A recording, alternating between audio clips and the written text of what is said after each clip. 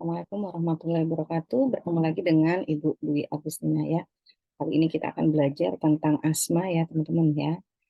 Kita belajar bagaimana definisi, teologi, tanda dan gejala, dan lain sebagainya. Hingga kita bisa insya Allah nanti merawat pasien dengan gangguan asma ya. Nah, ini objection-nya kita akan belajar tentang definisi asma, etiologi asma, patofisiologi asma, tanda dan gejala, pemeriksaan penunjang tata laksana, serta diagnosa keperawatan yang mungkin muncul pada pasien dengan asma. Nah, eh, saya memberikan gambar ini sebagai bayangan bahwa asma itu seperti apa sih gitu ya. Baik, ini adalah paru-paru ya teman-teman ya, paru-paru kanan dan kiri, di mana di dalam paru-paru ini ada bronkus, bronkeolus ya, hingga akhirnya nanti ke alveoli.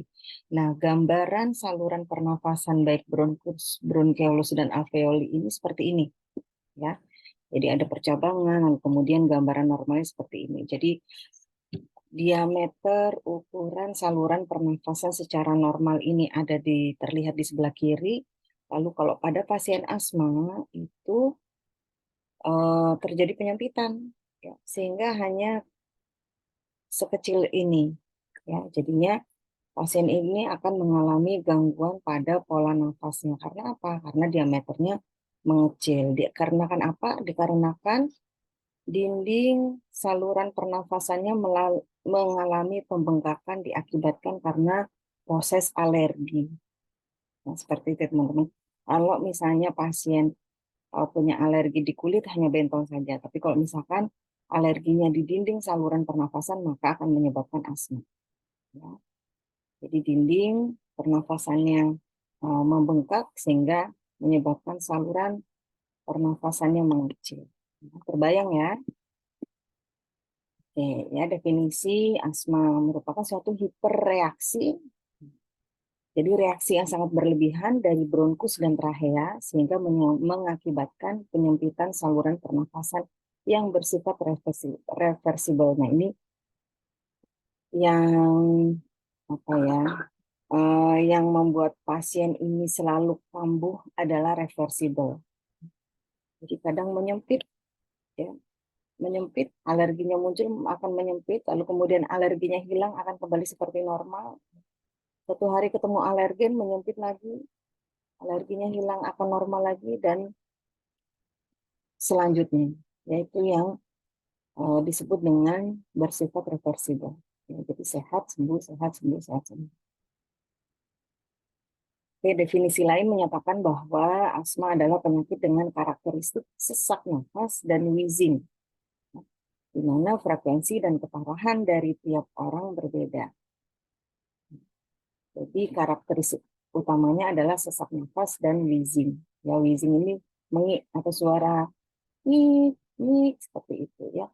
Nah, wheezing ini terjadi pada saat pasien mengalami ekspirasi atau sedang membuang nafas ya. Nah, itu wheezing muncul pada saat ekspirasi. Definisi lain menyatakan bahwa suatu gangguan pada saluran bronkial yang memiliki ciri-ciri bronkospasme secara periodik. Secara periodik ini dalam waktu tertentu. Nanti dia tidak spasme atau tidak mengecil dalam periode tertentu pula. Ya. Terutama pada percabangan tracheobronchial yang dapat diakibatkan oleh berbagai stimulus. Nah, ini nih kita akan belajar nanti stimulus ya. Faktor-faktor apa aja sih yang menyebabkan, yang menjadi stimulus pada pasien dengan asma. Ya. Nah, ini stimulusnya secara umum. Nah, faktor-faktor yang mempengaruhi adalah dari biochemical, dari sistem endokrin, dari proses infeksi paru itu sendiri, proses otonomi, dan proses psikologi pasien. Jadi pasiennya panik, pasiennya mau ujian, mau menghadapi hal yang tidak diinginkan, ada pasien yang langsung kambuh asma.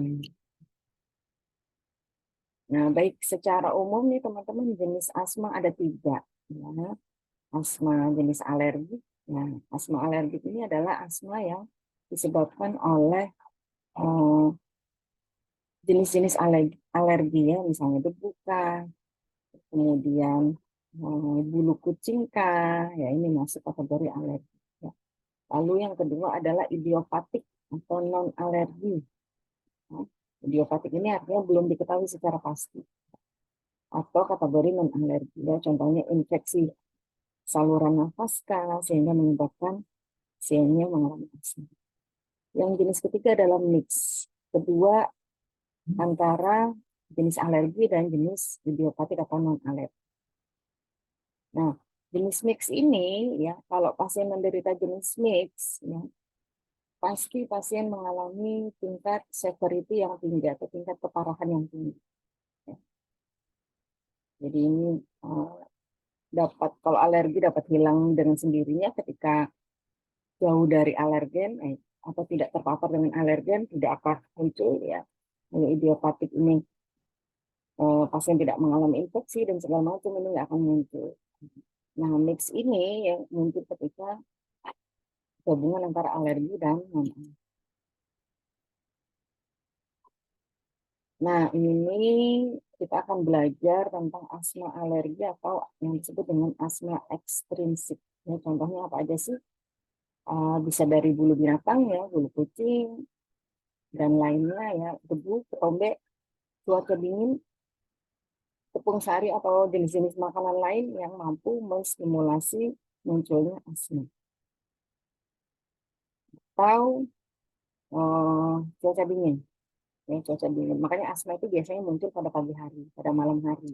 Gitu ya, memang muncul pada cuaca-cuaca yang dingin. Nah, ini jenis asma ini biasanya muncul sejak anak-anak karena proses alergi tadi.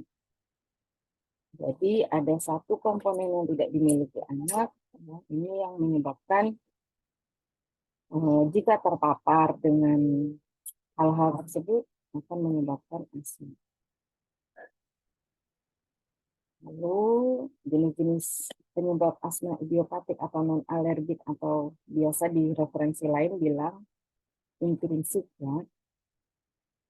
Contohnya adalah common cold ya. Common cold ini pasien mengalami influenza aja ya, tapi plus asma karena memang jenis asmanya tadi asma idiopatik.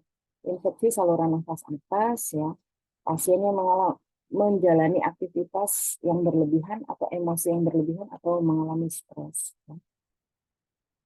Atau populasi lingkungan. Jadi kalau lingkungannya misalnya panik, ya, ini akan menyebabkan dia ikutan panik dan menyebabkan asma. Nah, biasanya jenis asma seperti ini muncul pada usia tua, rata-rata di atas 35.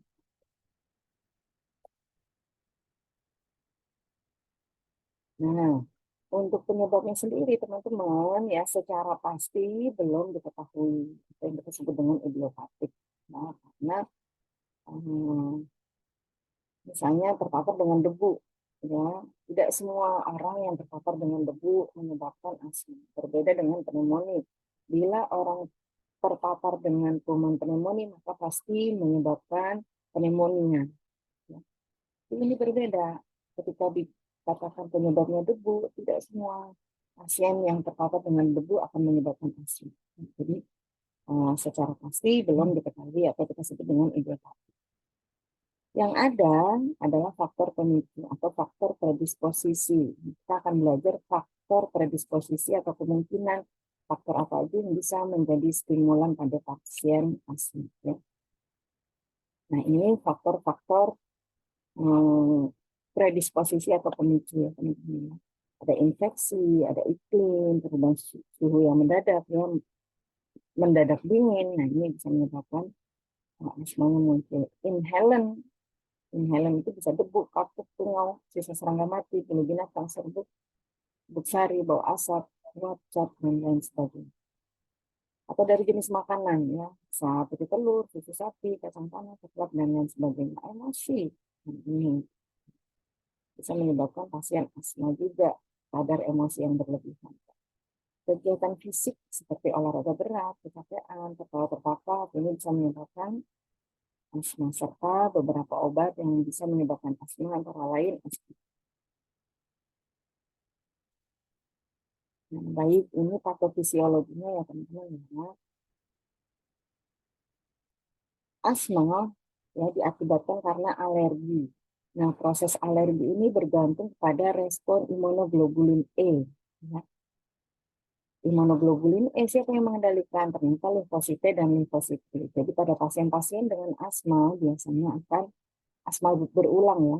Biasanya kita akan cek limfosit, jumlah limfosit T dan jumlah limfosit B ya, yang menggambarkan bagaimana respon terhadap imunoglobulin E. Ya. Jadi kalau misalnya memang terjadi ketidaknormalan, maka betul nih pasiennya mengalami asma. Ya. Sebagian besar alergen yang mencetuskan penyakit asma ini bersifat airborne dan dapat menginduksi keadaan sensitivitas yang dialami oleh pasien. Contoh, ini ada gambar ya teman-teman ya. Ini gambar saluran pernafasan. Nah, ini terjadi asma dan ini terjadi kegawatan status asmatikus, jadi makin menyempit. Nah, oke, ini adalah proses bagaimana alergen atau stimulan menyebabkan asma. Ketika alergen masuk atau stimulan terjadi, apakah itu debu, bulu binatang ya masuk, maka terjadi reaksi antigen antibodi, pengikatan antara antibodinya pasien dengan antigen alergen tadi, apakah debu, apakah bulu kucing dan lain sebagainya. Lalu hasil dari reaksi antigen antibodi ini akan dikeluarkan proses pereda alergi secara alami di dalam tubuh, yaitu histamin, bradikinin, dan anafilaksin.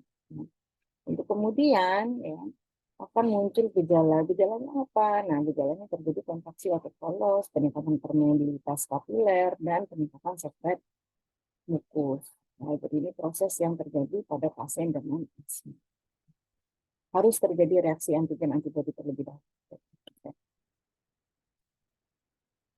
Nah, ini review saja bahwa organ pernafasan kita terdiri dari rongga hidung, rongga mulut, lalu kemudian di sini percabangan faring, laring, trachea, bronkus, bronkiolus, alveolus.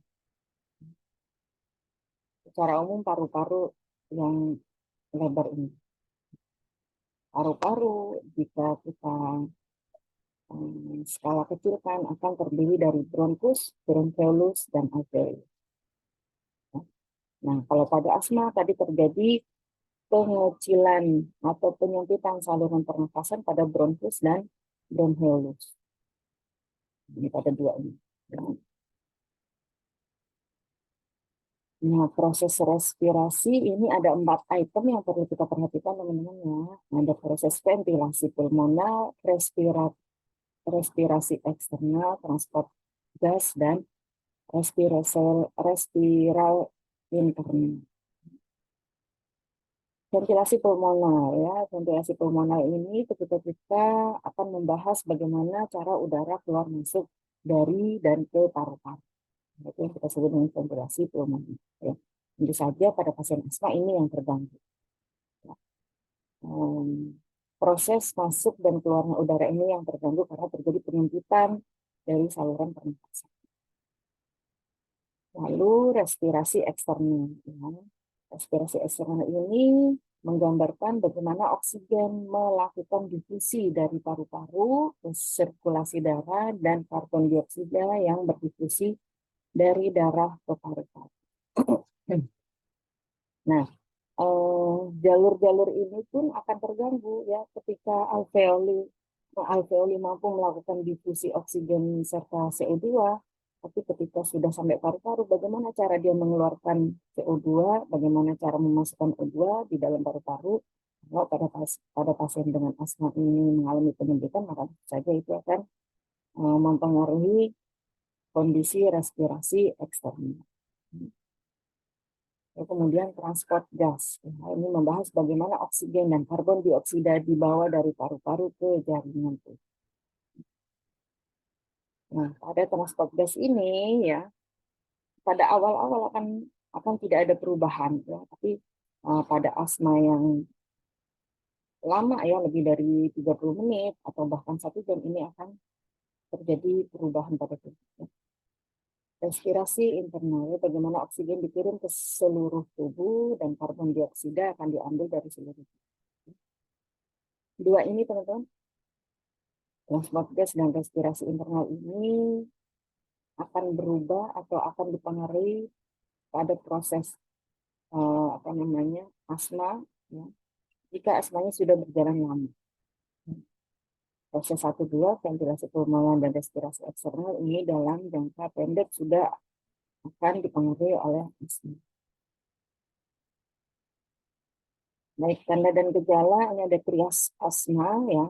Pasti pasien dengan asma itu punya 3 tanda yang pasti, ya, yaitu dyspnea atau sesak, batuk, dan nyeri atau wheezing. Nah, adapun gejala lain, ada rasa berat di dada, produksi sputum berlebihan, penurunan toleransi kerja, nyeri tenggorokan, pilek atau bersin, serangan berulang, ya, sering terjadi pada malam hari atau pagi hari, ekspirasi selalu lebih susah dan panjang dibandingkan inspirasi. Maka pada saat ekspirasi inilah terdengar suara mengik.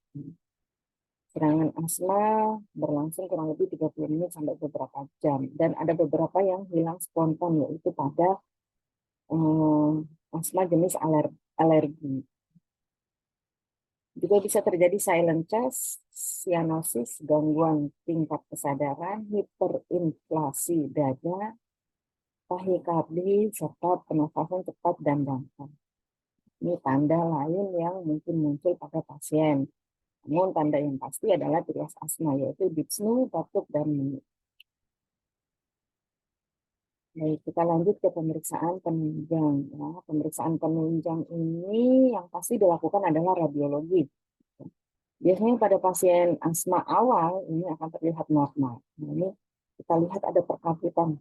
Hasil radiologi ini ada perkapitan. Ini hasil radiologi pada pasien yang sudah berulang. Lalu kita cek juga pemeriksaan kulit untuk mengetahui adanya pasien ini alergi atau enggak. Lalu cek EKG, cek spirometri. Bagaimana kalau asma ini tidak ditangani? Apa yang bisa menjadi komplikasi pada pasien asma? Bisa gagal nafas, bisa terjadi bronkitis atau radang pada bronkus, terjadi fraktur iga, pneumotoraks, ya, penumpukan udara pada rongga pleura, ya, dengan pneumotoraks, pneumomediastinum, emfisema subcutis, serta aspergillosis bronchopulmoner alergi. Ya, kalau tidak ditangani. Ya, jadi jangan anggap remeh asma. Ntar juga sembuh sendiri, nggak usah ditangani, nggak gitu. Ya, kalau tidak ditangani bisa gagal nafas. Gagal nafas ini kalau tidak ditangani lagi akan bisa menyebabkan kematian. Nah, lalu tata laksana. Kalau ketemu pasien asma, apa sih yang kita lakukan? Yang pertama, kita pastikan dia mengalami, kita cek apakah pasien mengalami status asmatikus. Ya. Kemudian kita berikan obat-obat bronkodilator. Bronkodilator ini adalah obat-obat yang memiliki efek melebarkan saluran pernafasan. Lalu kemudian kita nilai terhadap perbaikan serangan, yang misalnya serangannya 30 menit yang lalu, bagaimana kondisi saat ini. Nah, kalau memang makin hari makin kesini makin lebih nyaman pasiennya, tidak lebih sesak, berarti kemungkinan memang karena alergen saja. Ya, jadi kadar alergen yang ada di dalam tubuhnya sudah berkurang, sehingga membaik dengan sendirinya. Kemudian pertimbangkan dengan beberapa pemberian kortikosteroid, walaupun tidak semua pasien asma butuh kortikosteroid. Ya. Nah, tentu saja dengan kondisi pasien asma yang berat yang butuh kortikosteroid. Lalu lakukan tata laksana setelah serangan mereda. Cari faktor penyebab, modifikasi pengobatan, serta lakukan pemeriksaan penunjang. Supaya apa? Supaya tidak mengalami kekambuhan kembali. Ya, jadi kita berikan edukasi supaya pasien nggak kambuh asmanya. Gitu ya. Jadi kita dari faktor penyebab. Baik, ini patuhnya teman-teman ya, ketika alergen masuk, alergen, emosi, atau stres, obat-obatan yang infeksi masuk, maka terjadi reaksi antigen antibodi, dikeluarkanlah substansi vasoaktif ya. Dalam hal ini yang dikeluarkan adalah histamin, bradikinin, dan anafilatoksi. Ya. Nah, efek dari ketiga zat ini yang keluar dari tubuh, maka efeknya adalah otot polosnya menjadi kontraksi dan menyebabkan bronkospasma atau penyempitan saluran pernafasan. Nah, kemudian terjadi obstruksi saluran nafas, dan muncullah masalah bersihan dalam nafas tidak efektif. Lalu kemudian pasien juga, kalau nggak ditangani, pasien bisa mengalami hipoventilasi, distribusi ventilasinya tidak merata. Muncullah masalah pertukaran gas dan hipoksemia hiperapnea. Nah, belum lagi masalah sekret muncul ya, dari ketiga bahan ini akan menyebabkan peningkatan permeabilitas kapiler, peningkatan jumlah sekretnya muncul, lalu menyebabkan obstruksi saluran nafas, bisa juga menyebabkan ketidakseimbangan nutrisi kurang dari kebutuhan, bisa resiko, bisa aktual ketika pasiennya mengalami penurunan nafsu makan karena produksi mukus yang bertambah. Baik, kemungkinan apa saja sih diagnosa keperawatan yang bisa muncul pada pasien dengan asma? Yang pertama, ketidakefektifan pola nafas berhubungan dengan hiperventilasi. Ya, jadi pola nafasnya nih teman-teman yang lebih dominan pada pasien dengan asma ya. Tadi trias asma ya, dyspnea atau sesak, kemudian pasien mengalami mengi dan batuk. Ya, jadi dyspnea ini yang kita ambil karena memang tanda dan gejala wajib ya yang ada ya, pola nafasnya tidak beres ya. Jadi RR-nya naik, terdapat suara mengi, ini kan tergantung dengan pola itu yang disebut dengan pola nafas. Maka diagnosa utama pada pasien dengan asma adalah ketidakefektifan pola nafas berhubungan dengan hiperventilasi. Lalu yang kedua, ketidakefektifan bersihan jalan nafas berhubungan dengan peningkatan sekret atau mukus atau sekret yang kental dan batuk yang tidak efektif.